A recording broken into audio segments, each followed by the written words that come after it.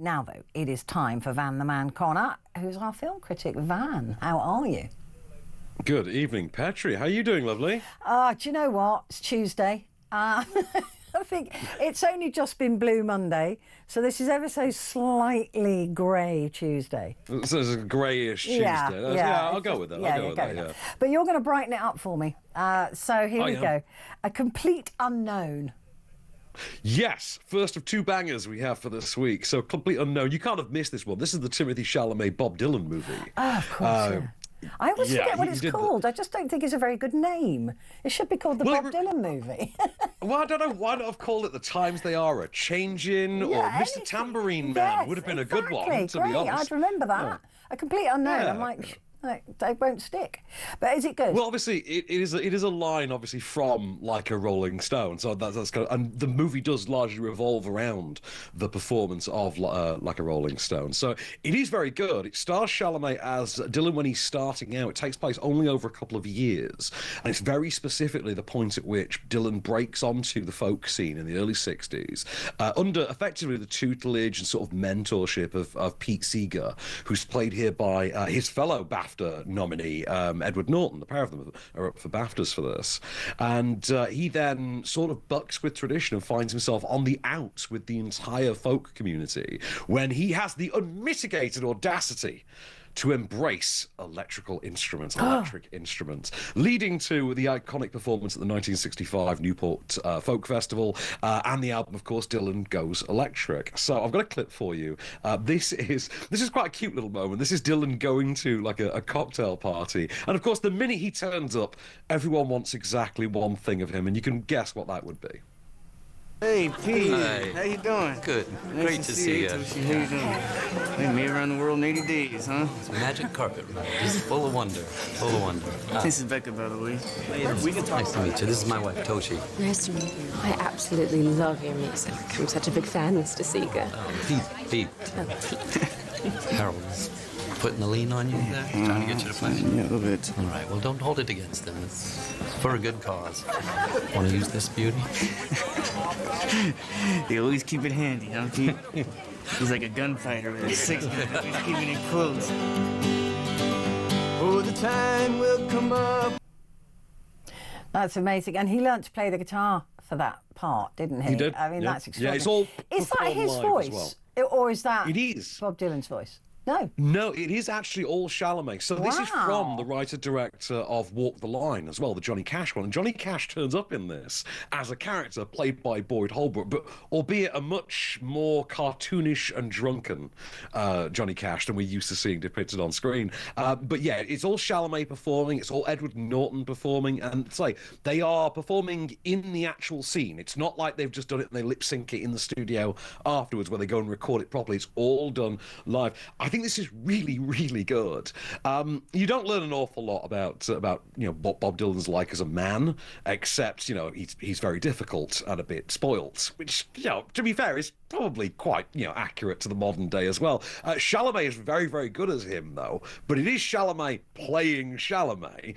That being said, though, it is a Bob Dylan movie, so it's therefore automatically the mumbliest movie you've ever heard in your life. Yeah, I would have imagined that anyway. Okay, so this is in cinemas now, is it? A Complete Unknown?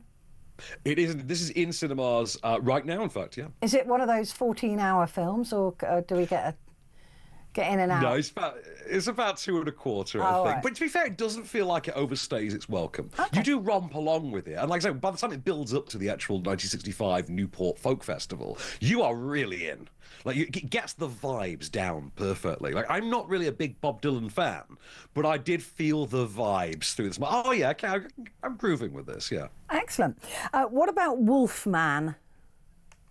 Well, Wolfman is also in cinemas now, and it is a cracking time. So this was originally meant to be a Ryan Gosling movie, and then he dropped out for scheduling reasons. And he's been replaced in something of an epic downgrade by Christopher Abbott, who no one could really pick out of a lineup. I know him from the movie Possessor, really good Brandon Cronenberg movie. And it is the story of an unemployed writer who has a younger journalist wife who's a bit difficult. She's played by Julia Garner from the Inventing Meeting Anna Netflix show. Oh, yeah, The brilliant. Assistant. She's good. And obviously she always plays kind of an icy, very difficult kind of a character, so she has been very well cast for this.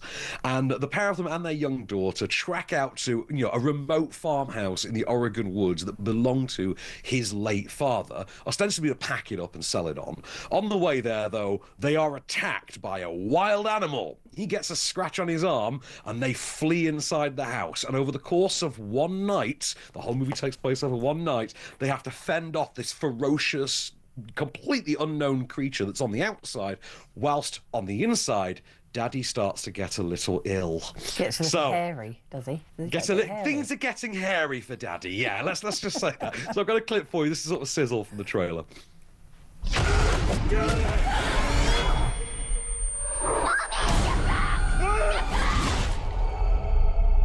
Blake. Daddy, can you hear me? Are you okay? Blake? What? Something's happening to me. I can't understand you.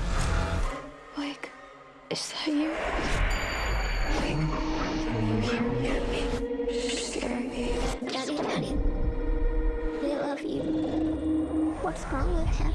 He's sick. Oh.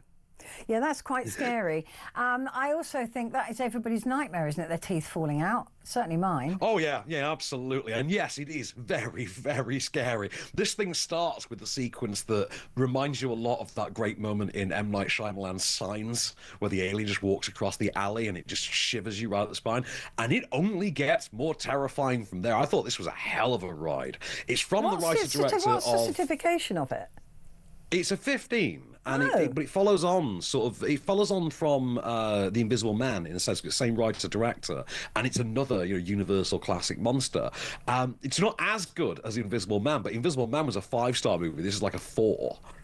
So I can't really fault it for that. I think the performances are very good, but the big star here for me is the direction. It is the style of it, the cinematography. You can see the shots in that sizzle where the world drifts away. Yeah. And there's a very clever trick they use whereby as he starts to transform more and more and he starts mumbling and becoming incoherent, every now and again the perspective shifts. And so all the color palette changes and all the human beings start mumbling and becoming incoherent whilst he's perfectly normal. It's really clever and really well done. And oh my God, you're going to be clawing at the armrests, shrieking. I can tell you anecdotally that my partner left me with the inability to use my right arm after this movie because honestly, she squeezed it to death. People were genuinely screaming, terrified. Yeah, I'm not sure that's... I don't really do that scary movies.